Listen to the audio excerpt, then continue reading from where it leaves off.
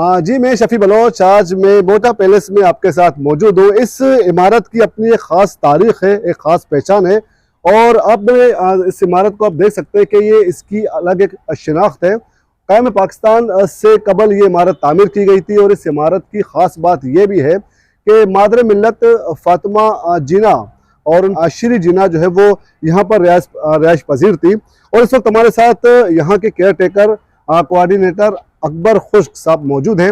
आइए इनसे बात करते हैं इस इमारत की हिस्ट्री के हवाले से, ताकि हमारी मालूमात में और हमारे देखने वालों के मालूमात में मजीद इजाफा हो। अस्सलाम वालेकुम अकबर भाई, क्या हाल खैरियत से? अकबर भाई, कुछ इस इमारत की हिस्ट्री के बारे में बताइएगा कि ये इमारत कब तामीर हुई थी और इसका ये 1927 में ये पैलेस तामीर हुआ था। हिंदू बिजनेसमैन शिवरतन मोहाटा थे। इसके आर्किटेक्ट आगा अहमद हुसैन थे, जो पहले मुस्लिम आर्किटेक्ट थे। उन्होंने ये पैलेस 2 पत्थर के साथ इम्तिजाज के साथ ये पैलेस तामीर किया था।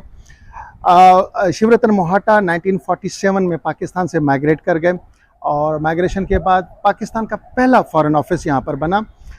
वो 60s तक यहाँ पर रहा। उसके बाद फातिमा जना साहिबा और शीरी जना साहिबा वो क़याम पजीर थी कुछ अरसे के लिए।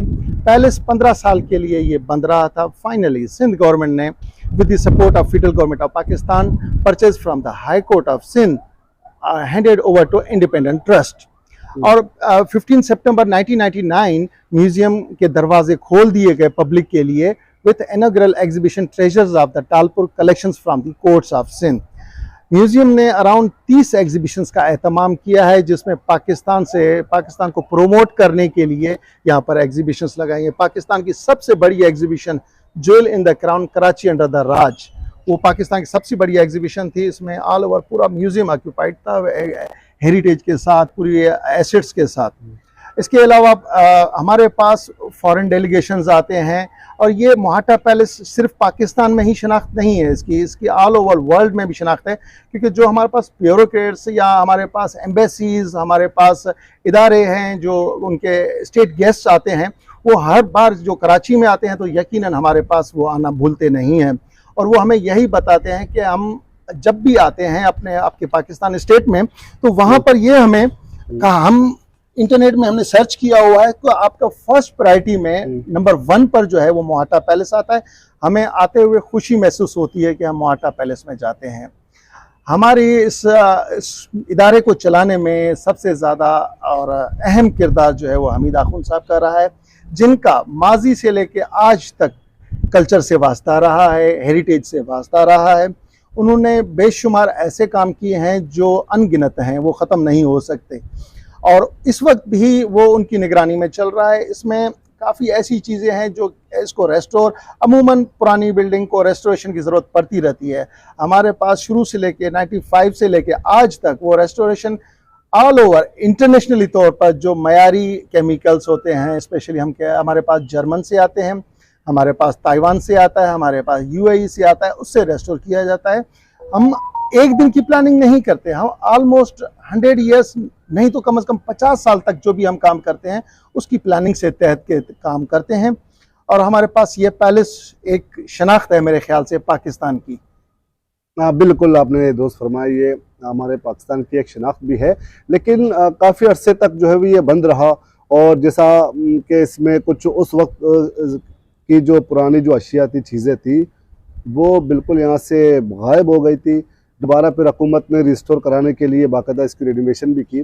तो इस हवाले से बताइएगा कि कोई एंट्री, कोई रिकॉर्ड है कि उस वक्त क्या क्या सामान थे जो यहाँ से गायब हो गए थे? बिल्कुल, जब मैंने आपसे शुरू में जिक्र किया कि ये 15 साल पैलेस बंद रहा था, उससे पहले उसी पीरियड में archaeology department federal government of Pakistan ने यहाँ से बाकायदा उनके पास रिकॉर्ड है और यहाँ पर हमारे पास टीम आती रहती हैं, तो उन्हीं के पास हमने मालूमात भी हासिल की। तो उनके पास रिटर्न में मौजूद है आर्कियोलॉजी डिपार्टमेंट के पास, जो फातिमा जना की चीज़ें और शीरी जना साहिबा की चीज़ें जो यहाँ पर मौजूद थी, वो इस वक्त फ्लैग स्टाफ हाउस में और कायदे आज़म म्यूजियम में बहिफाजत मौजूद हैं। मतलब यहाँ से कोई चोरी वगैरह का कोई वाकया नहीं हुआ, बल्कि चीजें यहाँ से उठाई गई और वहाँ सेव की गई? बिल्कुल, ऑफिशियली तौर पर कोई ऐसी चीज यहाँ से चोरी नहीं हुई, कोई ऐसी चीज स्नैच नहीं हुई, कोई ऐसी चीज के कोई शवाहिद हमें नहीं मिलते। रिकॉर्ड हमें मिलता है आर्कियोलॉजी डिपार्टमेंट का, जिन्होंने यहाँ से लेकर कायद आजम और फ्लैग स्टाफ हाउस में एज ए रेस्टोर करके रखे हुए हैं। इस वक्त भी पब्लिक उसको देखती है, इजीली आराम से देख सकती है उसको। अच्छा, यहाँ जो अभी ज़ाहिर है यहाँ पर एक म्यूज़ियम हुकूमत ने यहाँ पर बनाया, तो इसमें लोग आते रहते हैं कि लोकल के लिए दरवाजे खुले हुए कि वो जब भी बिल्कुल, ये हमारी फर्स्ट प्रायोरिटी ये रहती है कि जो गरीब तबका है वो इसको देखे, क्योंकि अमीर तबका कहीं पर भी जा सकता है दुनिया में, वो हेरिटेज देख सकता है, म्यूजियम को देख सकता है। हमारे पास म्यूजियम का कॉन्सेप्ट ही कुछ और है कि खंडर होगा, पर यहाँ पर आने के बाद उनके राय तब्दील हो जाते हैं कि म्यूजियम है क्या चीज़। ये सिर्फ ये नहीं है कि खंडर है, इसमें आपको प्रोमोट करने के लिए कल्चर को हम प्रोमोट कर सकते हैं, अपनी पुरानी तारीख देख सकते हैं कि हमारा लिबास, हमारी रहन सहन कैसे होती थी और कैसे हम, यानी नौजवानों के लिए ये कल्चर एक उजागर करना होता है कि हम पुरानी चीज़ों को दिखा रहे हैं। अभी भी नीचे स्टूडेंट्स आपने शायद देखे हो तो वो बैठ के उनकी इंफॉर्मेशन नोट कर रहे थे। रीज़न ये होता है कि वो उनकी तालीम के लिए अहम होता है। अब वो कोर्ट के हवाले से हम बात करते हैं।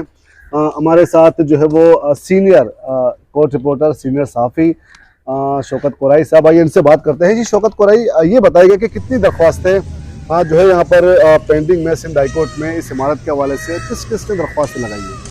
देखें, उनका क्लेम यही है कि वो कायद आज़म मोहम्मद अली जिन्ना के ख़ानदान में से हैं, और अब ये तो पता नहीं है, जो आता है वो अपनी ज़बान मुँह से कह देता है, लेकिन ये देखना होगा कि वाकई उनकी फैमिली से वो बिलोंग करते हैं या नहीं करते।